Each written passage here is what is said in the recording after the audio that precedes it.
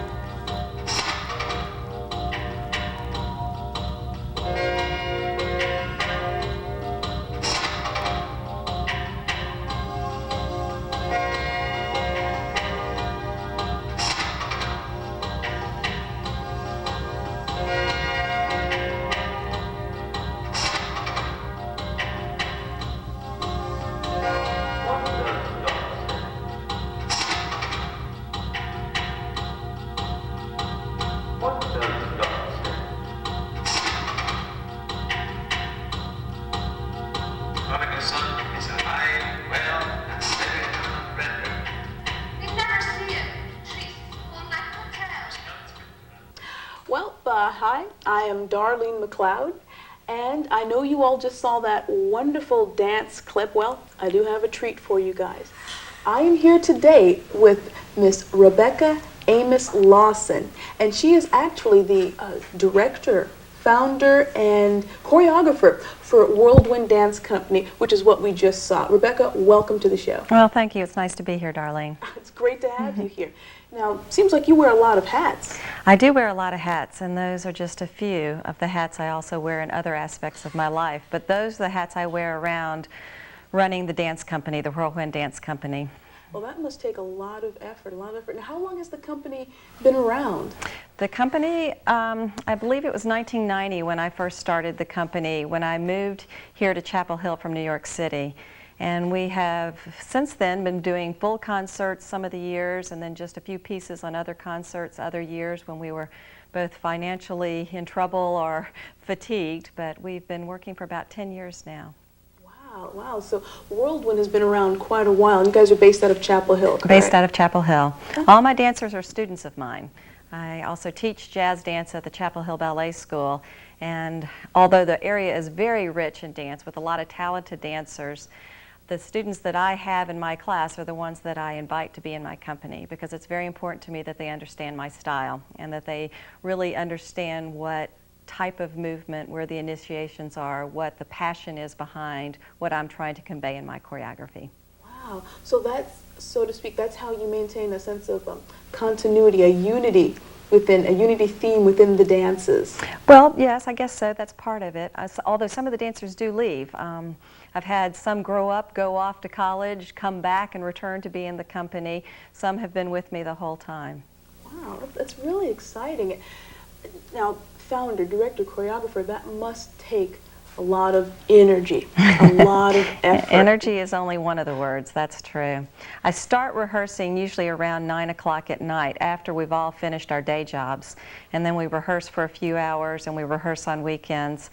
I choreograph the pieces. I would say it takes about 6 months to get the pieces together on my end, just choreographing them, then trying to teach them to the dancers. And then there's all the many other aspects of just producing a concert, which this concert that we just did in October, we did 6 different pieces, all very different pieces. And so the costumes, the lighting, the staging of all of this. And this is, again, all after hours work. That's an amazing commitment. Rebecca, why do you do it? Why? That is the question I think I'm asked the most. Why do I do it? I think I'm pulled to do it. I feel like I have these dances within me. I'll hear music, or I'll have a feeling, or I'll have a thought about what's going on in my life, and I feel pulled to create something around it, and dance is my medium. I've danced since I was little. I find that it's the thing that I can express more deeply than words are adequate for me, and so I'm pulled to make the dance. So even though I lose money, I give my time, my knees ache, I ice every part of my body constantly, it's something that I think gives me more satisfaction than anything. Wow. On that whirlwind of a moment, Yes. let's take another look. Okay, that would be nice.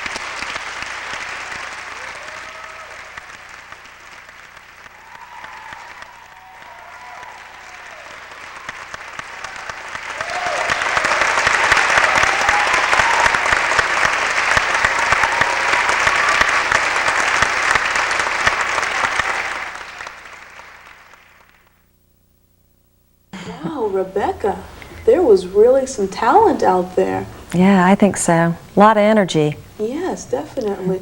Now, I know you yourself said that you have done, you could say, professional dance in New York. Do you encourage your students to likewise pursue professional dancing? Well, it's interesting. Some of my dancers have pursued professional dancing. Others are students that are on the brink of going off and doing so. And some of them, it's just a lifetime habit. Hobbit? What is the word? Hobby. Hobby. There we go. Well, I mean, we could argue that habit, hobby, there could be some connection See, with that's the way the dances are formed too. Without that certain exact form, that is how I create my dances, just trying to let things emerge out of what might be predictable structure for someone else. I like to sort of throw that out. Something that someone would be able to say, I want to just make it a little obscure and off the edge. So the creation of these words fused together is sort of like what I do with my pieces. I mean,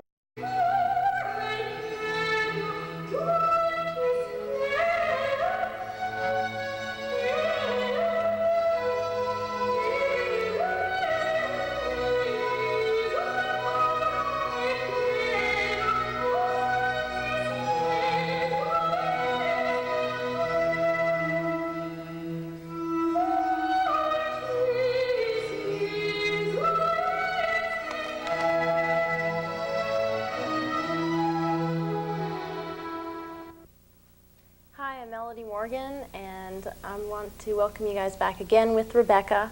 I'm very pleased to actually be able to go over this segment, which is going to deal with healing. As you know, I like to cover different types of alternative healings. This one is very different. I honestly know nothing about it at all. It has to do with healing and dance and the arts. Actually, you are called an expressive art therapist, is that correct? An expressive arts therapist is more like an umbrella term for what I am. I am a dance movement therapist, and it falls under that umbrella, which a music therapist, an art therapist, a drama therapist could also be an expressive arts therapist. So in particular, what I do is dance movement therapy. When and how did you get started in this? Dance movement therapy is a program, a master's program in which you go to get your degree to become a dance movement therapist, which I did at New York University.